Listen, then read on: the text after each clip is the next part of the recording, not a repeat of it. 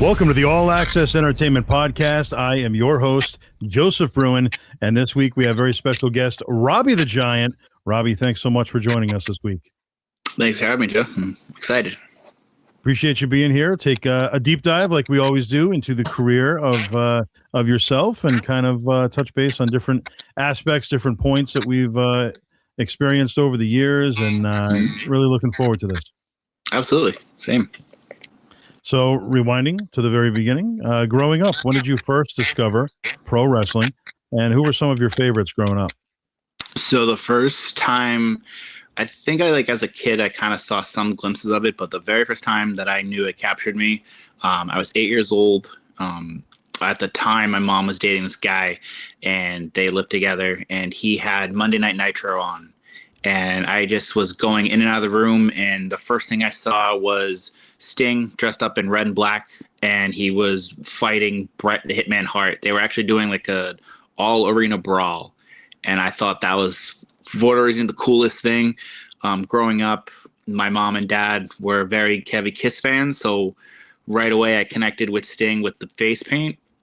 So I think that really caught my attention immediately, and I just kept watching every Monday night from there on.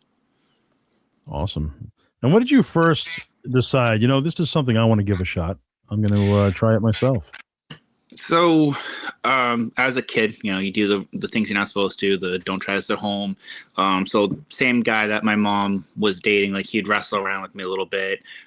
For my first Christmas as a wrestling fan, they got me one of those talking beat up dolls. So they got me a Sting. So I was always wrestling with that. And so I always thought like, oh, this is fun. This is cool. And, some of your buddies, you talk about it. But the first real time I think something kind of clicked a little in my head was in '99 when Rey Mysterio was unmasked. And you really saw, obviously, one, he stood out because he was little, just like me. But seeing his face, how young he was, it kind of stuck to me like, hey, maybe I could do it. So that's where it all started, of starting to really think about, can I do it, or would I be interested in do it? And as far as getting your training and actually getting right into it, when did that actually happen? So that started in 2006. So growing up, had close buddies. One of my best friends, Ian Conley, me and him were probably the ones of the group that really were like, we want to wrestle. We want to figure it out one day. And at the time, he was 15, I was 16. We thought about signing up at the time where Spike Dudley School was, because Spike Dudley, again, was one of our favorites. And they had a thing where you had to be 16. So, okay. But then a few times randomly, I would go to random independent wrestling shows, as we talked about many, many years ago. So one of them was a Seekonk show that was run by Bob Evans. It was EPW. We sat down, and they had a program, which is always great. And in the program, it advertised a wrestling school, Slam Dunk University. And if you were in between the ages of 14 and 16, you needed a parental authorization. So he was 15, I was 16, and we thought, hey, let's see. We love the show. We talked to Bob after, and Bob is one of the best salesmen in professional wrestling. He, got us into at least going to check out the school, which at the time was in Pawtucket. And beyond Bob, who were some of the other people that were kind of taking you under their wing as you got into the business a little further? So with Bob ran 4 nights a week. So he was the main trainer, but he had Dan Freitas, he had Revolution Chris Venom as his assistants. He had a few other guys that came in and out. So Bob, I owe everything starting off with. Dan Freitas and Chris Venom were the trainers, so they helped a lot with a lot of different things and a lot of different nights. And I kind of like to learn on the fly a little bit. I like to, there's a lot of different stuff I always picked up from people throughout, like shows or just training sessions. One of the biggest, of course, was Short Steve Sampson, who was, he was mentioned by Bob that, I was working in practicing and training. So, Dan Shortsleeve became a really big mentor for me for a lot of those things as well. So Bob and Shortsleeve are the two biggest I owe to. What would you say was your biggest takeaway from Brutal Bob Evans training and from Slam Tech University? To realistically, just how to, wrestle correctly, safely, and how to be on the fly. That was like the biggest thing that Bob always ingrained in us, is being able to adjust not only to the person you're in the ring with, but the people, the crowd, the skill level person you're with. And Shortsleeve was the first midget wrestler that I ever wrestled, but I remember I would go with a lot of other midget wrestlers, depending if it was local or whatnot. And I just remember like, wow, I'm honored that I was trained the proper way. So it was just overall the proper etiquette, proper just everything I got from Bob about how to do wrestling right. So what would you say was your biggest takeaway from Brutal Bob Evans that you took away from him and from Slam Tech Wrestling? So with Bob, it was just a lot of wrestling on the fly. That was the biggest thing, is being able to adapt, wrestle with anybody, work with anybody, go with the change of the crowd, and, depending on the level of person that you could be in the ring with. I've been in the ring with someone who was their first match, someone that's been 3 months, 5 years, 4 years, a year.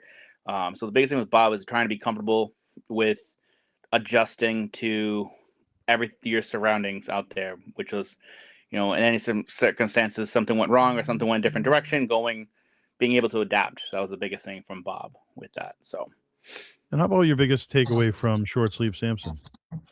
at first, when it was pre Midget Wrestling Warriors, it was just how to be on the road, how to, maintain he came from, he's a family man, so he's married, has a daughter at home. So how to being able to be a home person while still being able to make this a career out of him.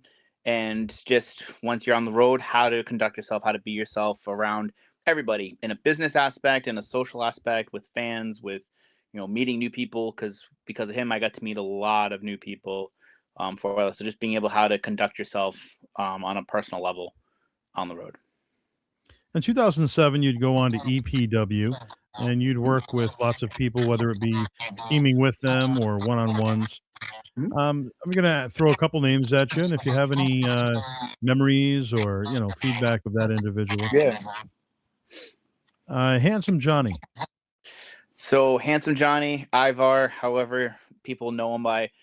So Handsome Johnny was the first guy next to Max Bauer that I had to have my first wrestling match with. Bob Evans set it up. So me and my best friend Ian, it was our debut match at our local middle school, and it was against Handsome Johnny and Max Bauer, two really ginormous guys. Obviously, if anyone that's seen Handsome Johnny or Ivar, knows the talent level of that. So it was an honor, privilege, and still beyond ever so grateful, because he was a professional. He took care of us. He made us look as good as we could for being as new as we are, and took good care of us. He could have been a jerk. He could have given us nothing, but he made what he had to work with work that day. So that's the guy I'm always gonna be thankful for.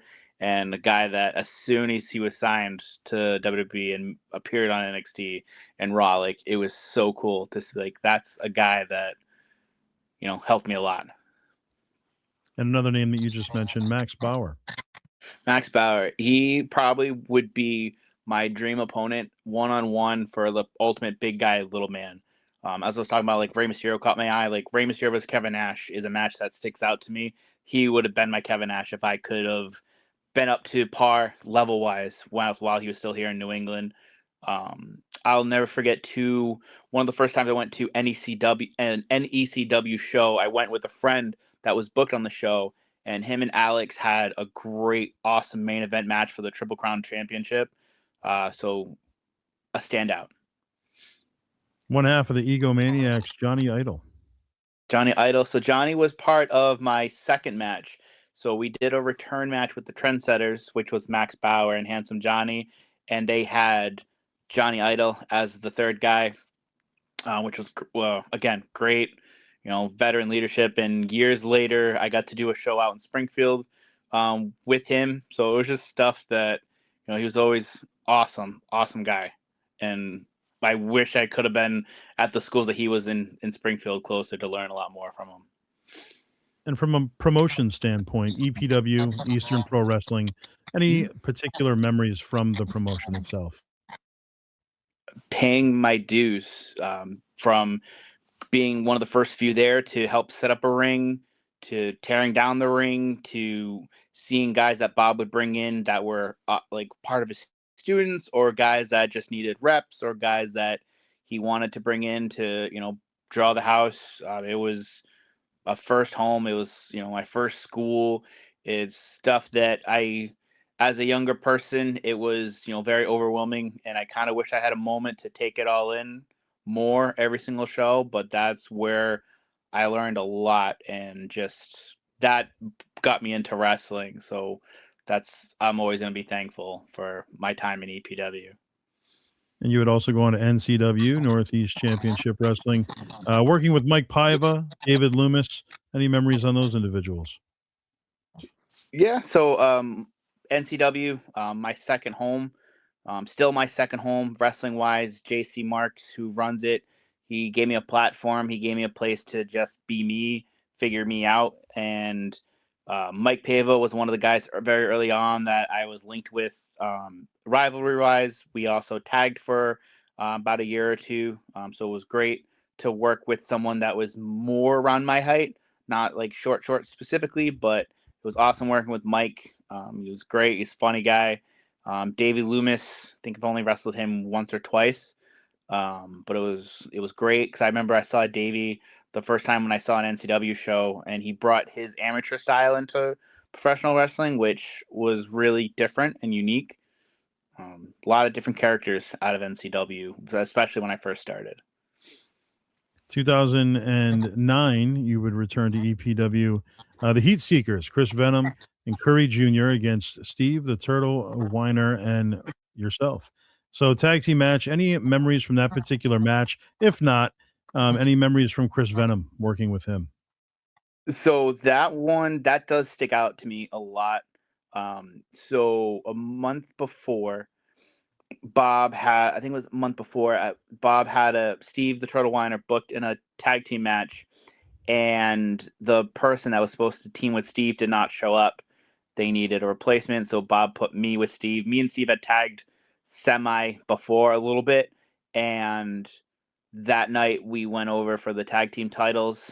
So then, of course, the return bout in Westerly was against Fred Curry and Chris Venom.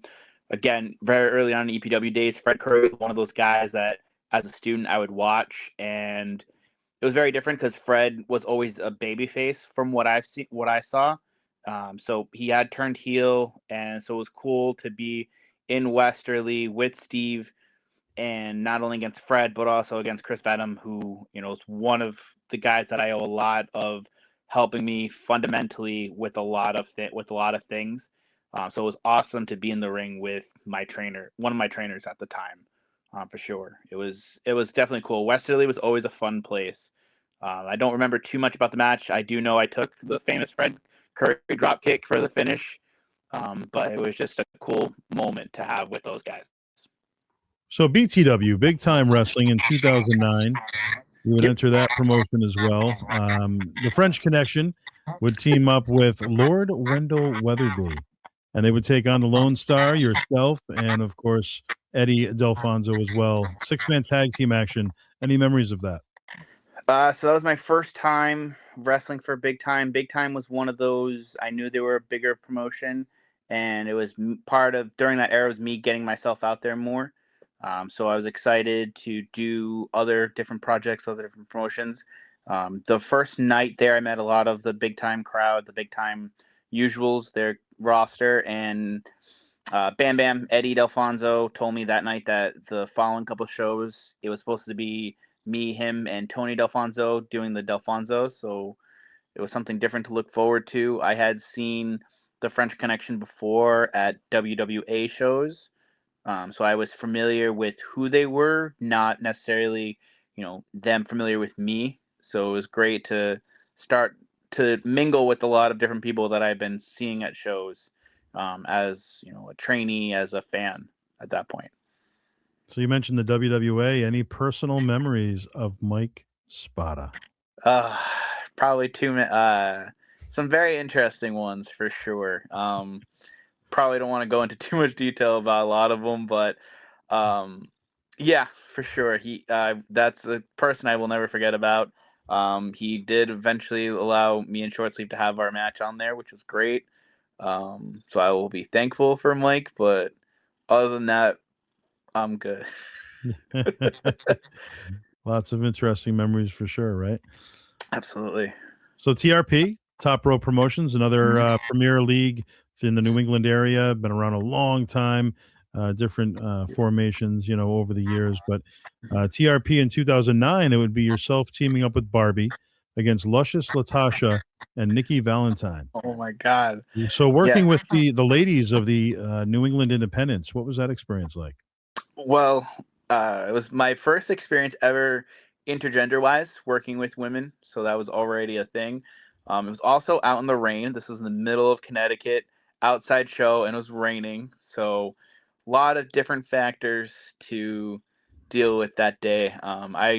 Again, Barbie was someone that I had seen from WWA shows and a few other places, so I was very familiar with her, which a comfort level with that, so it was cool. Very different. I probably would have done a lot different things than I am now, experience wise, after that, 'cause I was still very new, still trying to figure out a lot of things and work with different people. So it was a unique experience to be the only person, male, in an all women's tag match. Yeah. But that was like my first top rope experience, but not full top rope experience yet, which was pretty unique. Any personal memories from TRP over the years? Yeah, so a lot of times Top Rope would bring me in for the Spindle City Rumble, and then last year 2 years ago I had a tag match with Bob there, which was great to be with my trainer. But several years ago, right after Hornswoggle was released, they put me and him together. So I had my first Top Rope Fall River PAL Hall match was with me, Rob the Giant versus Swoggle in there. So I'll be thankful that they were allowed me to do that match. They allowed that to happen, which was pretty cool. Still a pretty cool match memory for me. What was it like being in there with him? Was he easy to work with? Yeah, I mean, it wasn't as bad as I anticipated. I thought I would be more nervous than I was, but it was pretty cool. We basically, he was the star, he was the name, so he asked, "Hey, can we do this?" And they were like, okay with it. We got to battle up to the balcony, nothing crazy, but just do a little tease spot on the balcony, which I thought was pretty cool for having my first like match in the PAL hall. It was a cool experience, obviously since post WWE, between me and him. Any memories of the PAO Hall itself? Just kind of being there. It's kind of an iconic, fixture here in the New England scene. Yeah, so the first time I actually went to a PAL show was about 6 months into my training. Me and Ian, we went to the show because a lot of EPW guys were doing top rope, and I believe it was the Spindle City Rumble show that we saw there, and it was cool. It feels like a professional wrestling venue when you're there. It's smaller, but it's just the vibe, the feel about it, just everything. It's always a cool place to go to, and it's still a marked place. And speaking of venues, all the places that you've traveled in country, out of country, overseas, you know, any particular venues that stick out more than the other? Any favorites? Oof. I've had quite a few. I've been to a lot of venues, a lot of places. There's a few places out in Oregon. We did some shows at Seven Feathers Casino, so we had the casino show inside the hotel, which I always thought that was a cool place because you'd go around the casino and you see posters with yourself on there. So I was always one of my favorite places to go. We did one down in Indiana as well. Casinos down there. Probably up here though. It's small, but it's still gonna always be sentimental to me. Is the Bristol VFW. With Bob did a show there, but NCW has done shows there for pre-COVID, so that's probably always going to be like my favorite spot. New England Championship Wrestling, another premier organization in the New England scene. You were involved for the first time there in 2010. So Mr. Minnie Monroe against Tripleicious, very unique encounter right there. On paper, kind of sounds pretty amazing. How did that go? Not as probably good as our later matches were. That was the very first time me and Tripleicious Trigga we ever got in the ring together. And it was, like chocolate ice cream and vanilla. It was different styles meshing, and I probably could have meshed a little bit better. But it was definitely unique to work with Trip at the time.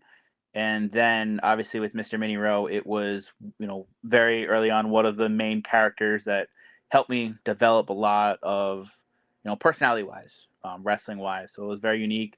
I remember that he dropped the big leg. So that was the first time I ever took like a really big move from someone off a top rope. It was fine. It was safe. It was great.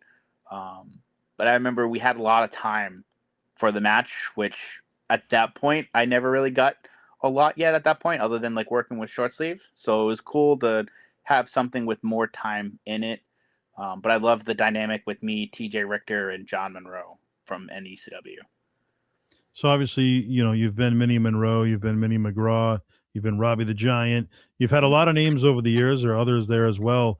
Kind of take us through the thought process of how you got to some of those certain names over the years.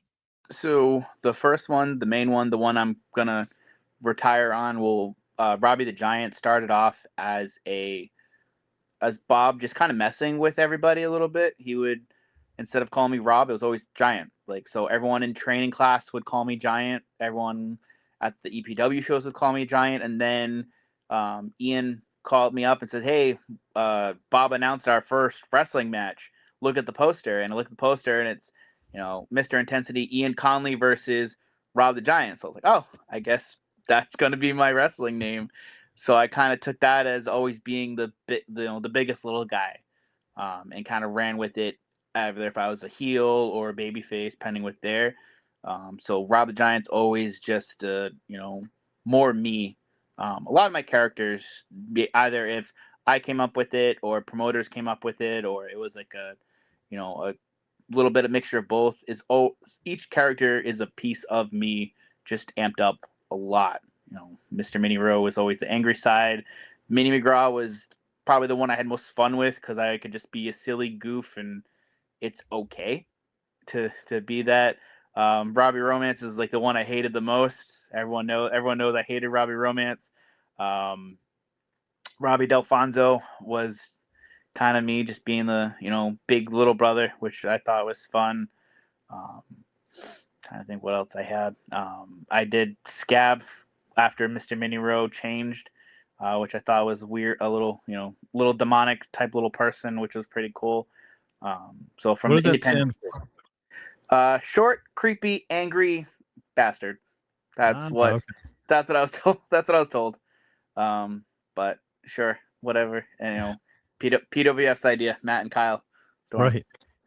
PWF Northeast, another promotion that you worked for in the New England scene. What was it like working with the Storm Brothers? It was different. I got to work with Matt a lot more than I did Kyle. But both were great. Everyone from PWF management was awesome. It was cool because PWF gave me as Scab and Mistress Belmont the tag titles, which I thought was cool, that a little person and a chick have men titles. I always thought that was pretty cool. That's one of my things I always look back on as well as like a cool moment. With there, I got to play with fire. They taught me how to do a fireball trick, which was so much fun to do on John Monroe.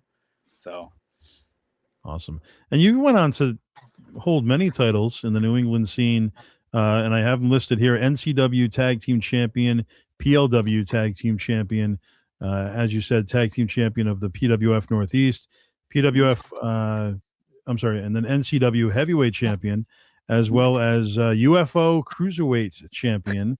Let's hear about the UFO Cruiserweight Champion. There's almost like a question mark behind that, Yeah, so they had a UF show coming up, and at the time, the cruiserweight champion I believe was Tommaso Ciampa, and don't quote me, either he was injured or I think he just got signed, and there was no cruiserweight champion, and the whole day it was just me versus Joey Riker, Joey Rage, however he was known as that time, and he had some weird title from another promotion, so he was talking about cutting a promo out in the ring where he was going to challenge me for that, defend that title. So okay, so we're out there, we're cutting the promo, and then all of a sudden, Pat Dillon just goes ringside and is like, "Hey, it's for this title," and he throws the cruiserweight title. And I only had one show that I was booked for at the moment at UFO, and in the match I was supposed to go over, so I guess I was gonna win the title that day, which we did. It was a legit thing, which is kind of cool because I wasn't expecting it, and of course they had the WCW-esque type cruiserweight belt, so it was cool to hold a title that literally was resembling a lot of my childhood of WCW. So it was a cool, Awesome. out of nowhere title win. Very nice. Nice surprise. So when it comes to traveling, Mhm. in the States anyway, did you have partners? Were you traveling with friends, or would you kind of go solo to the shows? I guess it would depend on where I was going, depending on flying or traveling around the areas. Some of my tag partners, like Ian, very early on, me and him would usually travel with his dad if we couldn't ride with anyone from EPW because we still didn't drive and still very new to life outside of just being in your neighborhood. So I did that early on. Depending on the shows, I would try and ride up with somebody, which in wrestling, that's probably the best thing to do to save on funds, financials, but also to get in the car and get in conversation with a lot of people, guys or girls, wrestling wise, for there. Depending where I flew, a lot of times we'd meet up halfway if we had layovers with a lot of our group. So it all depends, typically, but it's always good to travel in bunches. But I like traveling with different people. You get to meet and know a lot of different things about wrestling. How about Which food spots? Oh, sorry. Go ahead. sorry, which the trip we were talking about with Top Rope, that show I rode up with Brandon Webb and Rich Bass at the time, and because of that car ride, that's how Mr. Mini Row was created, and the idea for Mr. Mini Row. So sometimes in cars, that's when it can help you get future bookings and just other ideas. Brainstorm. Absolutely. And what I was saying, going to different shows, obviously I don't know if you're a food guy, but are there food spots that you kind of look forward to? Like, oh, I'm hitting this town. We got to hit this place or whatever it may be. Absolutely. It all depends on where I am. For a while, and for the Midget Wrestling Warriors, we were going to Calgary at the Cowboys Casino, and they had this great Chinese spot that we would go to every single time. The show down in Indiana, we were outside of Lawrenceburg, Indiana, and right outside there was a pizza shop. So every time we would go, that would be our spot. A lot of the boys and girls, we loved there because they would welcome us in, they would set us up, treat us good. So it all depends kind of where we are, repeated places, but Many trips over the years to Canada with Short Sleeve Samson. Over the years, any personal stories or a story that you could tell from your Canadian trips specifically? Anything that stands out? Any funny stories? probably a lot of stuff, a lot of different stories. Just recently we had a 2 week trip in Canada. So for 2 weeks we had 3 trucks that we rented, and we had to fit everybody. We had a roster of I think 15 of us, and we had to fit everybody in these 3 trucks. So it was just getting everyone in the car, getting everyone out there. So it was just all fun shenanigans. Nothing ever harmful. If we, on these road trips, we actually went. So we went to Calgary was one of our last stops, and they had Smash Mouth playing later on in the show. So depends on where we are. A lot of I like to go with people that want to have fun. Like if there's an event going on after, or there's something to go see. I want to see stuff out there. I know it's great to make money out there, but I also like to see a part of the world that, not everyone gets to see out there. Awesome. Now, if you had to choose three, what would you say are your top three matches of all time? So my top three matches of all time, really had to. So one of them was actually this year. It was at Cowboys. It was on Canada Day, Stampede Day, 4th of July, July 5th. It was me and Brandon Bowman, and we had a flag match, which was very weird. Not always fan of gimmick matches, but for the Midget Wrestling Warriors, for where we were, it was awesome because like the crowd was just, it was a party crowd. They chanted everything from every bad thing they could at me. I was the heel, so they chanted so many things, and there was a few spots we had done the match before, but we did it to where we figured out, hey, there's probably different things we could do, and wrestling with this kid Brandon. He's not as wrestling experienced, but he's someone that can kind of go on the fly with a lot of different things if we just try stuff out there and see what sticks to the wall. And it was just one of those nights where like the crowd was into it. We had them hating me, we had them loving him, and it was cool. It was different to do a flag match, so that was probably like one of my favorite matches, especially in recent times here. Was that one. Back in 2022, had a match in Bristol where it was myself versus BRG, Brett Ryan Gosling, in a street fight. And the rules were, if I won, Brett was kicked out of NCW. If I lost, I had to retire. So I had a lot of friends, family that I had to, that kind of believed that it possibly was my last wrestling show. So that was a good one.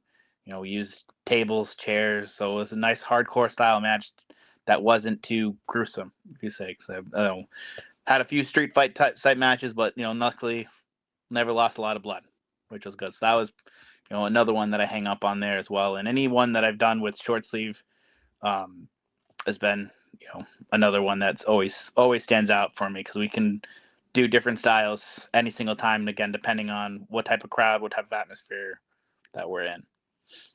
Now, you've worked with so many different promoters and different styles, obviously, in New England. Sheldon Goldberg and J.C. Marks, like you mentioned, Tommy Degnan, Steve Perkins, and Steve Ricard. If you had to choose one, is there a favorite promoter that you've worked for? Not to put you on the spot. Well, hopefully not all of them are watching this interview. Right. Probably it's gonna be NCW. That's my home. That's my guy. Like, I always like to tell people, like, NCW has given me a platform, and no matter what, that's always gonna be my home. JC's, he's given me ideas. He's told me what to do, and there's times where, especially as I got better and better, I was able to suggest ideas and work, off that. And it's just, he's given me a platform to be at home, to wrestle near home. So JC's always gonna be that place. The Midget Wrestling Warriors, it's run by Short Sleeve, but I've been there since day one. So that's always going to be a favorite of just, that's my home. That's my home. That's a place that I've made sure that we can still travel, as being one of the, the core guys that started and is still there 11 years later as well. PLW, Tommy D. I will love Tommy D because he let me, Tommy D knew me from Lethal Pro Wrestling, and that's when I was Minnie McGraw. When I changed out of Minnie McGraw there, he booked me for PLW, and he wanted me back as Minnie McGraw, and I missed being Minnie McGraw, so he gave me an opportunity to still be a character out there as well. Big Time, there's a lot of names that they bring in, so I've gotten to meet a lot of great people from Big Time Wrestling. Same thing with PWF and ECW as well, with Matt and Kyle and everyone there as well. So I'll try and say everything nice about everybody. Yeah. Well, you want to get more gigs too, right? So, I mean, absolutely. Absolutely. Come on. So, 2010 New England Championship Wrestling, you were in a triple threat match. Vinny Marseglia, Ryan Waters, yourself. Any memories from that? Vaguely. I know that's around the time where Vinny was not Vinny Nero anymore. He changed his look, changed his wrestling style, and he was starting to really start to get out a little bit. So I'm just interacting with him because I had worked with him before at Lethal Pro, as Vinny Nero, so now working with him at NECW as Vinny Marcellia was different. You could tell he was focused, he was hungry. So it was different engine working there in that type of match. I don't remember too much about the match. I know I lost because of the tournament, but I definitely knew that was the start of Vinny where he is now. And Lethal Pro, was the promoter Paul Lazan? Yep, that was Paul Lazan. What was Lazan Paul back. like to work with from a promoter standpoint? He was a interesting character. He on one of his big anniversary shows, he booked what was known as like a hog slop match. It was me, Huey McGraw, Masky McGraw, and Uncle Ulysses against Rob Hagan, Slash Sullivan, Rocco Bruzi.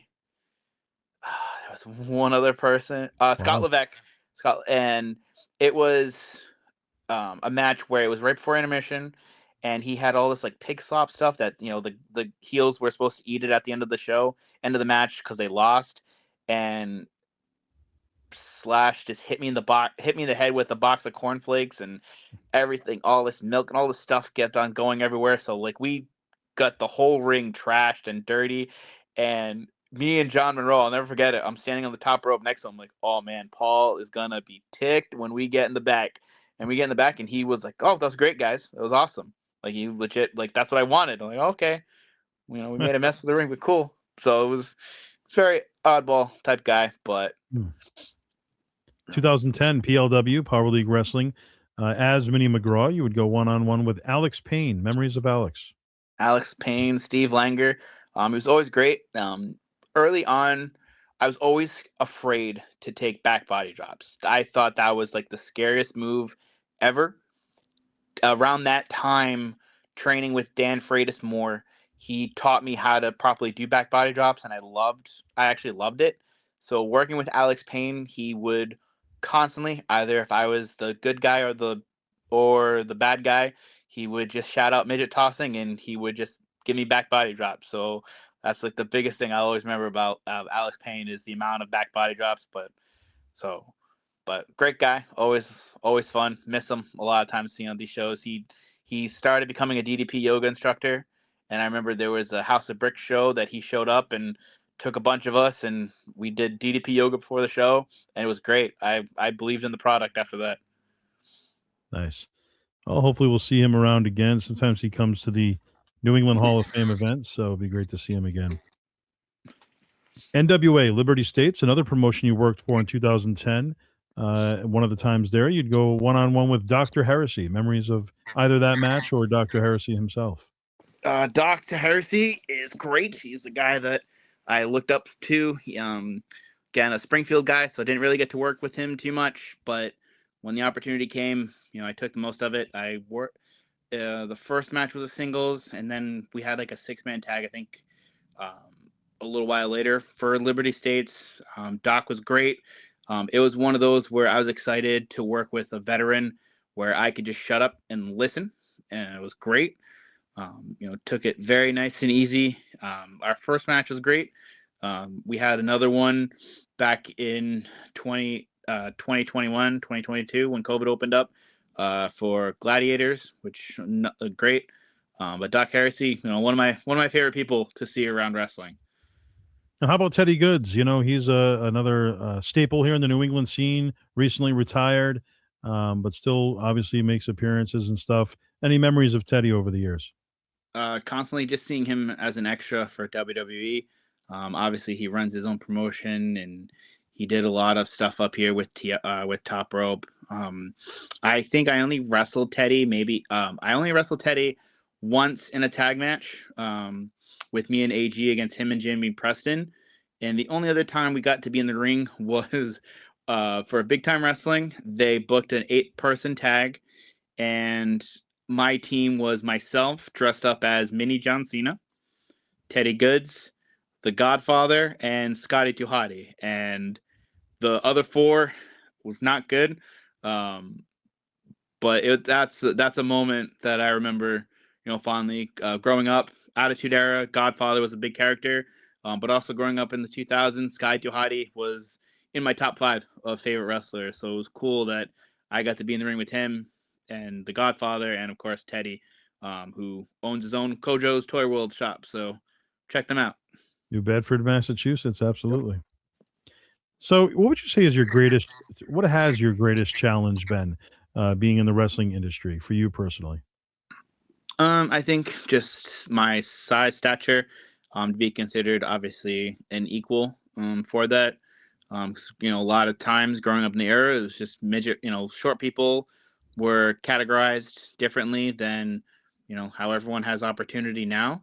So very early on, it was just getting the right opportunity, the right chance to show that I can wrestle and that I can go. One of my favorites, Billy King, from that Springfield area. I remember I did a show, for New Age Old Time, and I was paired up with two guys that didn't know me from a hole in the wall, and they were talking about like making the match a little bit where I couldn't really do too much. But then Billy came over and said, "Hey, Robbie can go. Give him stuff to do," and that was something cool. So I think it's just being able to showcase what I can do without just first looking at, my size and stature, obviously. When it comes to the wrestling gear, kind of walk us through, where you purchased it, so what the idea was behind some of your looks over the years. So a lot of the gimmicks, obviously, like Mr. Mini Rowe, that was straight up copy of John Monroe. Same thing with, him as Huey McGraw was the overalls. So I went to, a thrift store in Swansea and looked for a pair of overalls, got them, cut them up, and designed them however, just a little bit more my style. Um, so it was that. My first set of gear, was from this place in Australia. I was very Me and Ian were very big fans of like the Paul London, Brian Kendrick look. So we had like those baggy, short style, those pleathery short styles. Um, so that was kind of that early on. The gear I kind of wear now, singlet and, these like kind of basketball style shorts, kind of integrated that a little bit off of a lot of different things that mesh together. So the shorts were actually based off a look that, one of my old trainers had style wise. One of the logos on it was a logo from one of the tag teams I had with, One and a Half Men, and, the top that I had was, very kind of tight. I like to piece a lot of different things together, obviously with singlets and stuff like that. Um, which that's kind of like the look I've been doing for the past couple of years. I just keep getting the same shorts made over and over, singles made over and over. I'm more of the if it works, why change it up, aspect for there. And then again, pending who I'm working with, if there's a different gimmick that there's gear centered for that, then I got to change for that, obviously. And you would go on to work, a segment in the WWE, and of course as WBL, and it was, such a cool opportunity. I thought the segment came off great, with the commentary team and the mini commentating table. This was on the Countdown show for a pay-per-view. Walk us through that whole experience, finding out that you were booked for it, what that day was like for you, and kind of walk us through the day leading up to, bell time. Yeah, so I know, Short Sleeve, who was on your show recently, he talked about that day a little bit. So that year was supposedly Short Sleeve's retirement year. He was doing his retirement tour. On Monday Night Raw, the week before the pay-per-view, they had announced that Swoggle versus El Torito in a WLC match, which I thought was great because midgets now get an opportunity on it's a pre-show, but still it's a highlighted match between Torito and Swoggle. And then, Short Sleeve had posted that he was going to be booked for the Extreme Rules thing on Sunday. And I'm like, oh, that's awesome. So I messaged him and said, hey, bro, congrats that you're going to be part of it. It's your retirement tour, so that's cool to go back to WWE again. And he said, hey, you want to come up on Sunday? And I was like, sure. He's like, well, because they need, at the time, I think they needed 5 guys in total. And he was telling me how the layout, they wanted to make it all mini people. They wanted to have a mini commentators, mini referee, mini ring announcer, everything. So, I wanted to be the ref. That was the big thing. I wanted to be in the action. I wanted to be right in the middle of everything. He's like, no, I thought it would be fun if me and you were on the commentary team. I was like, I pictured I'm going to be the king. He's like, I pictured you as JBL since he's the taller one, and he was like, okay, that was kind of cool. So setting up, I had to make sure I had, a nice suit that week. Drove down to New Jersey the day of the show. Call time, I believe, was 11 o'clock that day. So just walking in, meeting with him, meeting with the other guys that we had on there. That's where I met on former Midget Wrestling Warriors, Shovelhead Chuck, who would play Micro Cole. I met him for the first time that day. So it was very cool walking in, very intimidating. Experience-wise, it was all day just trying to figure out, what to do, what not to do. Obviously, they told us to just talk in the microphone, and if they have to cut you off, they'll cut us off, which, okay, that was kind of cool but scary to just have, open forum. Yeah. I frequently always watched Raw, so I was trying to think of how JBL talked, what he said. The coolest thing about that whole day, as one that is not on video, not on camera, no photo, before the show started, all the ring announcers, they get their entrances. So Micro Cole went out with Micro Cole, and of course Short Sleeve went out with Jerry Lawler. I got to go out with JBL. I got to do his entrance with him. It was so cool to get a pop. Obviously they're popping for JBL, but just to have that walkout experience with him was probably the coolest thing about that whole show. There was a lot of cool things, but that was, to me, the coolest that day. Let's talk about Mount Rushmore. Chiming in your inner fan, what would you say is your Mount Rushmore of pro wrestling on the television side of things? So I love how wrestling can be everyone's opinion. Everyone's got their own mind over things.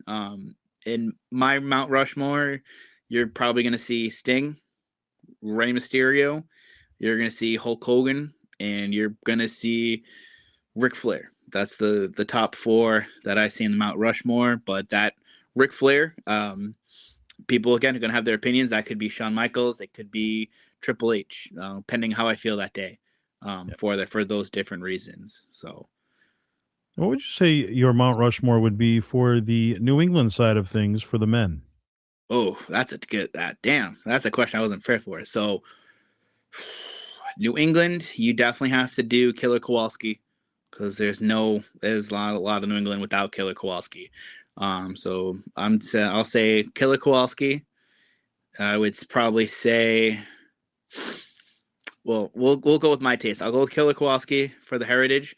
I'm gonna pick Bob because of his training, and I'm gonna add Sweet Scott Ashworth and Big Rick Fuller as my Mount Rushmores for people on that list. Can't go wrong with those individuals. No. Big Rick Fuller. Personal memories of Rick? 100%. Love the guy. He was so intimidating. He looked like a wrestler, felt like a wrestler, felt like if you were in the ring with him, you're going to lose in like 5 seconds. And I got to see a lot of his stuff, obviously from Big Time. For Lethal Pro, he was the champion for about a year. So that was cool to see. But the one of the events we were at, me and at the time my friend Kevin, we went to go check out, it was Whaling City Wrestling, and we were going to do a show for them the following week. We had the night off, so we went to hang out. We were hanging in the crowd, and the promoter Jamie comes over to me and goes, hey, the people that were supposed to work did not show up that day. Can you do me a favor, and would you mind going and grabbing your gear and wrestling Rick Fuller and Sweet Scott Ashworth? And I'll just never forget, it was the easiest yes I've ever said in wrestling. I was like, absolutely, I'll go grab my stuff right now. So literally grabbed Kevin, we grabbed our gear, which anyone that's watching, it's always great to have your gear. Grabbed our gear and went in the back, got geared up, met with Ash and Fuller, and had just an interesting fun tag match. But that's one of those that's always going to stick out to me, of being in the ring with Scott. Scott Ashworth is probably the easiest guy. The amount of stories I have about working with him as a partner, but that night I got to wrestle against him, and Rick Fuller was awesome. And what would you say is the best piece of advice that you'd ever received in the wrestling business? In wrestling is do the drives, hard, show up at shows, help out, ears open, mouth shut. When you ask for advice, take the advice. Don't give anyone but this, but that. Just take advice and work towards it. That's probably the best advice, is to ask, like, talk to people, get people's ideas, or see how people think, and just what people see of your stuff and how you can get better, because it's not just what you think, it's what everyone sees out there. So that's like the biggest thing, is to always ask for help, and just to yes sir, no sir, when it comes to doing what the promoter is looking for. And how do you feel social media should be used in order to promote yourself as a wrestler?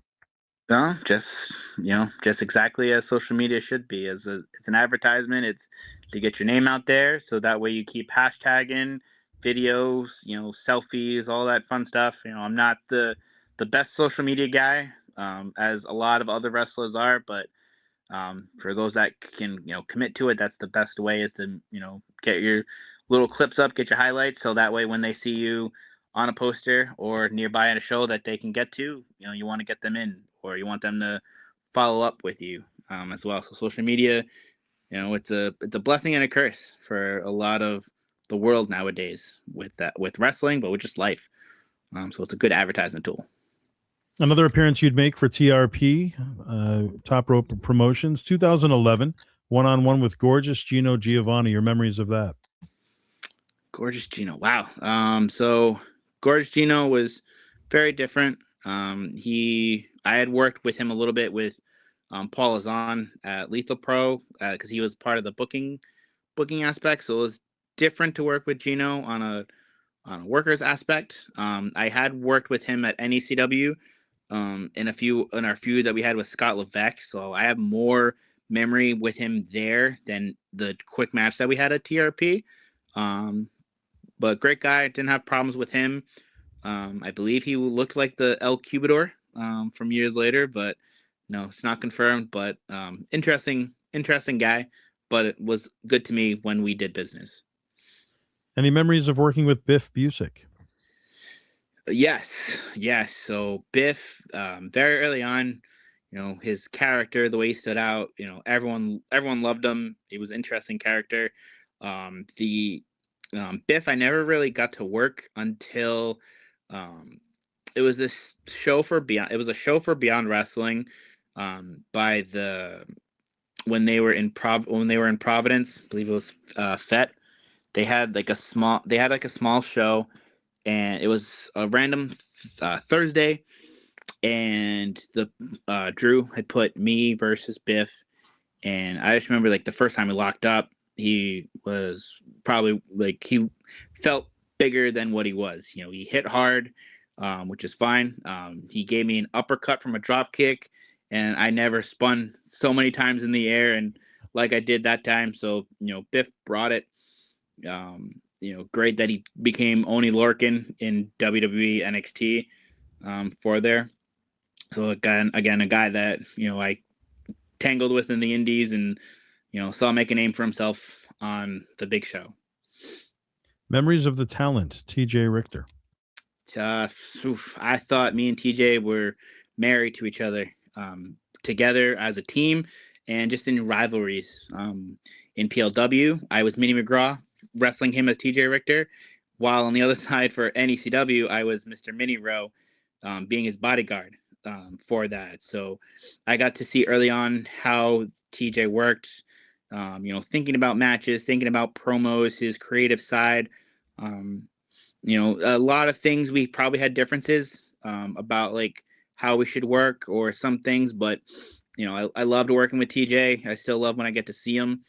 He does some stuff now, sometimes for NCW, but for a long time, when I turned on him as the Mini Monroe character and became Scab while still doing Mini McGraw stuff for other shows, wrestling him all the time was just fun. It was different, and he's one of those people I'm always gonna be married to, and he's probably in my top 10 of favorite people to constantly work with. And if you had to book yourself in a dream match Anybody from any era, could be before your time, could be somebody who's already passed on, could be from the current, present day era, even if they're on television. Anytime, who would that one opponent be of all time? Mike Bennett. That's like the easiest question I will say. Mike Awesome. Bennett or Mike Kanellis, however anyone will say it. He came from Top Rope. He came from Slam Tech. He's a Steve Bradley, Bob Evans guy. He was a role model. I got to work with him very early on in a tag match with me and Ian against him and a guy named Bryce Andrews. I was not ready for being able to keep up. That's simple as that. But growing up in the business, more seeing everything he's done with Ring of Honor, with AEW, with WWE, that's the one guy I would, that's the one that is within reach, but it's still a dream. Would be a Mike Bennett guy, and he was one of my heroes when I did the Saudi trip. So, And thus far in your career, what would you say, if you had to choose one, your very favorite moment in the wrestling business? I had to do my favorite. It's a lot because I have a lot of it's not one that sticks out as like the number one. But I've had a lot of great moments in the ring, promo wise, or just everything. If I had to pick one, it would probably be anytime I'm in the ring for the Warriors. I don't know. It's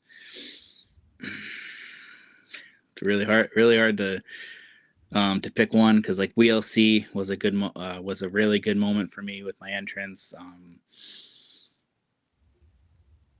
I don't know, too many to pick as a moment for that. I'm still having fun. That's the most important thing. Sure.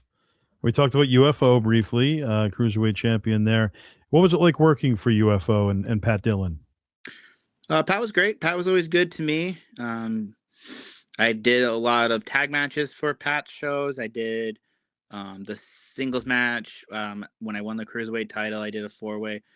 Pat was always good to me. I got to be in UFO, which means I was around a lot of the Boston pro wrestlers that are up in that area, which is pretty cool. Which is always pretty cool.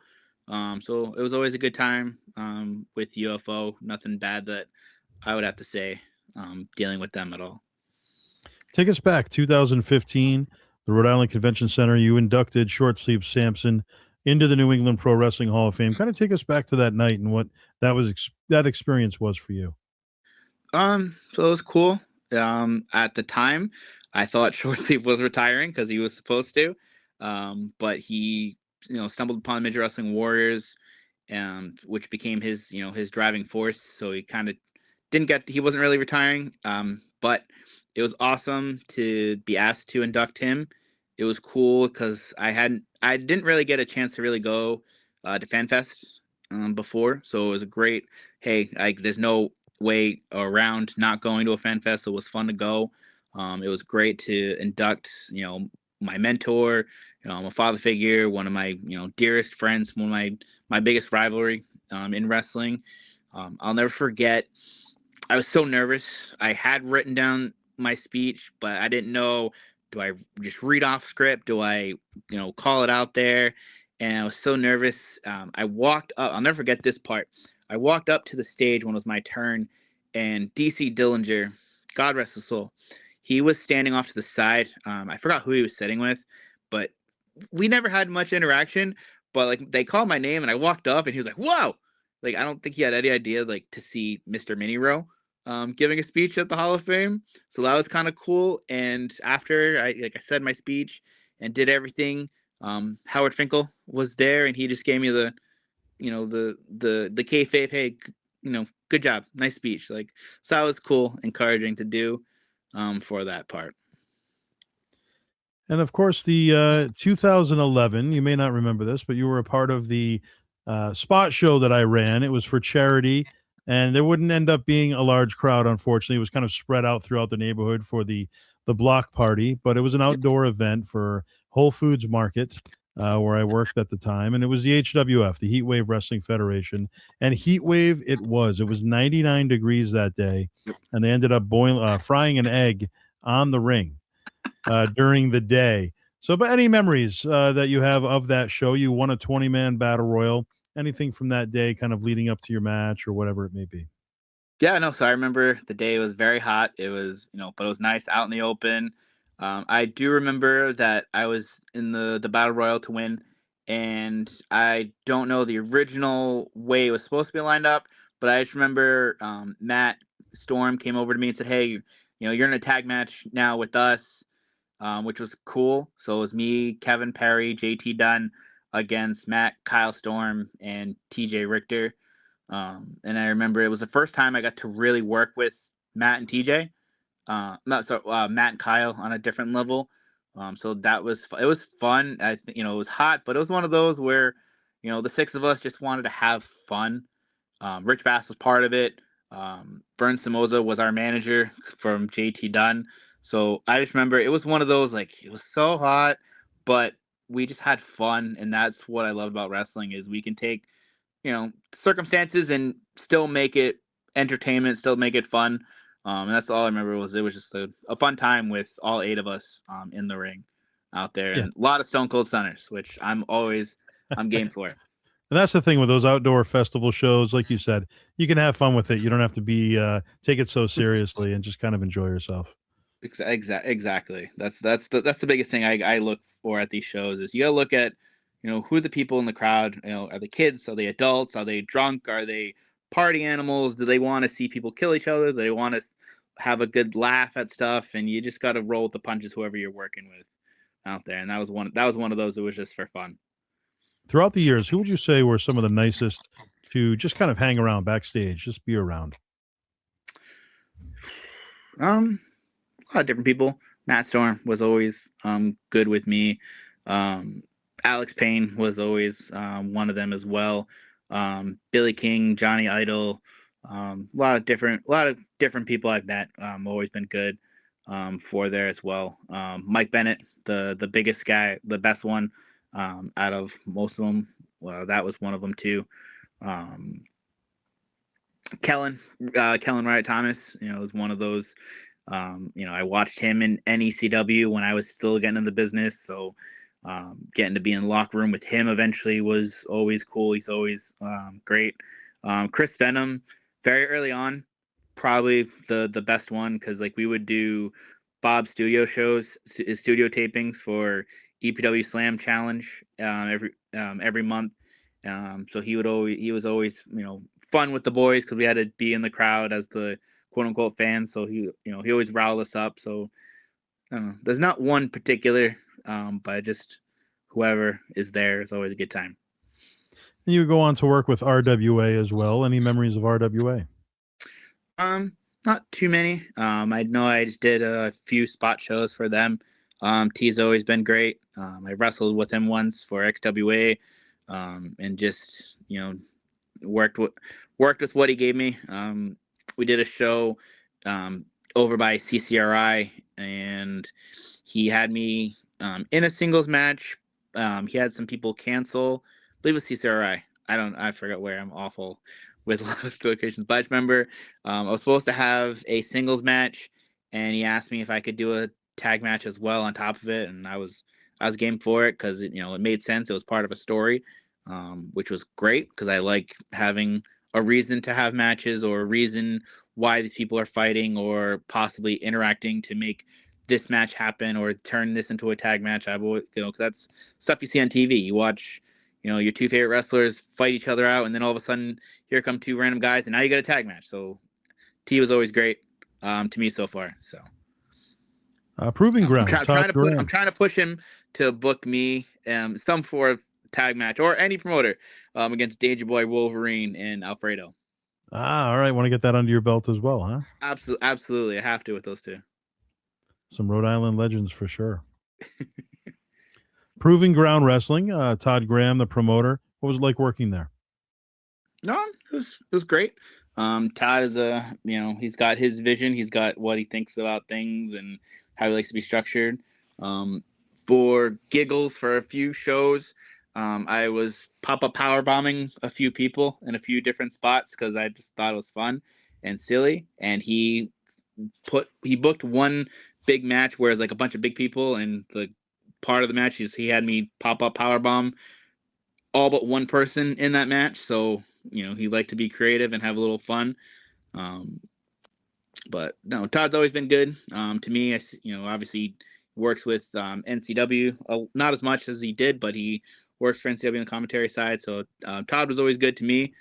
He built me a little action figure as one of the special giveaways because he booked me versus Brian Malonis for one of his shows, which it's one of those bucket list items that you don't think is going to happen when you wrestle, Brian Malonis. Which was pretty cool. He got me to have a moment with Brian, which still great to me. House of Bricks Pro Wrestling, another promotion that you've wrestled at. 2014 specifically, you'd go one-on-one with Evan Six. Any memories of Evan? Yeah, Evan. Another guy that been around, was cool. So Baker was always funny with Brickhouse because you never really knew who you were going to wrestle half the time. He was very old school. He would walk in and see who's there and put matches together because that's kind of how Bob did a lot of EPW as a show, which is great because you're just hanging around, you're just talking to people. And Evan and me, we never really worked together at all. I just remember we were talking nearby the ring just about stuff, about life, wrestling, probably something stupid, probably making fun of me because I'm little. And we were like laughing, like, oh, maybe Brickhouse will put us together. So then get in the back and find out, oh, hey, Robbie, you're working with me tonight. Oh, okay, cool. Because I guess probably Baker just looked around and saw who was here and saw who was talking and figured, hey, there's a match. So It was great to work with Evan that day on just natural occurrence of just standing next to each other. You go on to work for Chris Blackheart as well, Showcase Pro Wrestling. You were involved in a tag team match, and you were on the opposing side of Reverend Redemption, the late Reverend Redemption, Derek Now. What was it like working with him? Derek was awesome. He was great. I had done some stuff with Derek with Lethal Pro. So we already had a little bit of a history at that point. Derek was a little bit older by the time I got to work with him in Showcase. Great, really big guy, which is awesome. I love the big guy, little guy matches. May he rest in peace, but Derek was always cool to me. He was always a funny guy. Paul booked us early on to be where he was afraid of little people, which was great. We never got to do the payoff where eventually he would squash the little person, but so that was cool to have more interaction with him later on in my career at a place like Showcase. 2018, you'd go on to the XWA. What was it like working for Mike Antonucci? Mike was always cool. Mike was great. I really loved working for Mike during the Throwdown era. My job, I was able to get out at 4 or 5 o'clock every day and head over to West Warwick and have a match with somebody or a tag match like I did with my team with Mike Gamble. Mike was always great to me. I always loved his Royal Rumbles because he always had some random surprise name come in. That was always great. He was known for that. Mike was, always good to me. The best I have about that Rumble is he wanted me to come out as mini JBL because I just did the commentary, and I'll never forget this because it was great. So he had 3 surprises. The first surprise was number 3 entrant was Carlito. So Carlito came out. He had another surprise entrance. I don't know. I know Gangrel was on one of the Rumbles. I don't know if it was that one, but Gangrel came out for that. I'm not sure if it was that one. But then he had 2 surprises of like, oh, these big names come through. And I'll never forget, he queued up JBL's music. And as soon as he hit the music, the whole Civic Center erupted. They were all excited. And I just remember he looked at me and goes, wait. Like he gave me a cue to walk out. And as soon as I walked out, they all just booed because they legit all thought JBL was there because he worked everyone thinking there's so many surprises. So I always thought that was awesome. That was like a cool thing, like a funny thing. I don't know whatever. I get booed. It's a reaction from fans. But I always thought like that was one of the cool things working with Mike that, I was able to help him get a different kind of pop for. I was in the crowd for that. I was in attendance, and yeah, I do remember that. It was a good night, and it was a great reaction. And I think it was Gangrel and Carlito in the same Rumble. Yeah. I believe the year prior was like Hacksaw Jim Duggan and Vader.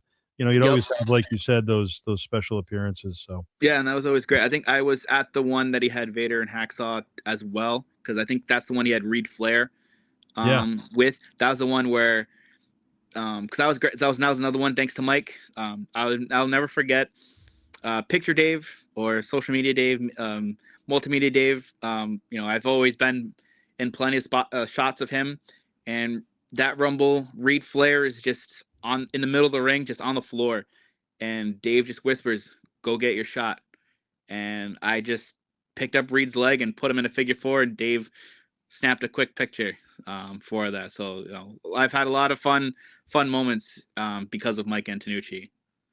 that's awesome.